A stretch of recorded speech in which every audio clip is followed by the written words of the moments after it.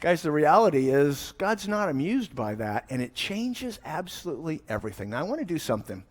I want you to see the significance of this because I want you to notice the last two words in what I'm about to read. Let's go back again. Romans chapter 1, verses 19 and 20. It says, because that which is known about God is evident within them, for God made it evident to them. Conscience. For since the creation of the world, his invisible attributes, his eternal power and divine nature have been clearly seen, being understood through what has been made. So creation, check this out, so that they are without excuse. Those two words, without excuse. Now, please don't miss this. Guys, you have to understand that what he's saying is this.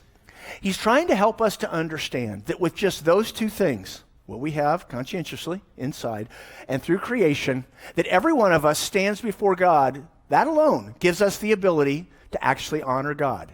We stand before God without excuse. We have no excuses to make. Now, here's why this becomes important.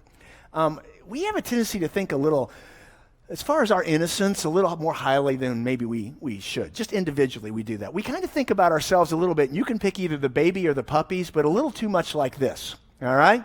It's like, yeah, that's pretty much us. I mean, we're close to that, right? Now, that's a sweet little, I mean, come on. Look at that. I mean, wow. But guys, I can promise you that ain't us, all right? It's just not. And so here's the thing people don't realize. People honestly believe throughout the whole world that someday they're going to stand before God and they're going to get a chance to plead their case, why they were good enough. You know, the Bible says that that will never happen, that not a single person will ever plead their case before God. In Matthew chapter 25, basically what happens is it says Jesus just separates the sheep from the goat and it's done.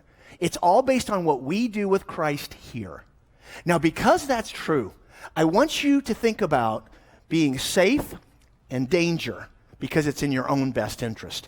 Guys, when we think about jobs like this, you got to admit, man, that looks a little dangerous. And then this one, I'll move a little bit to the side. I mean, but you hope these guys will be okay. This is what they do for a living. And so maybe that guy will be okay, man. It could happen. Maybe that car won't fall off the cliff. It could happen. You have to understand that when we try and apply that to God, the idea that we're not going to honor God with our life, we're not going to get right with God through Jesus Christ, that maybe we'll be okay, guys, nothing could be further from the truth. As God just said here, we are without excuse.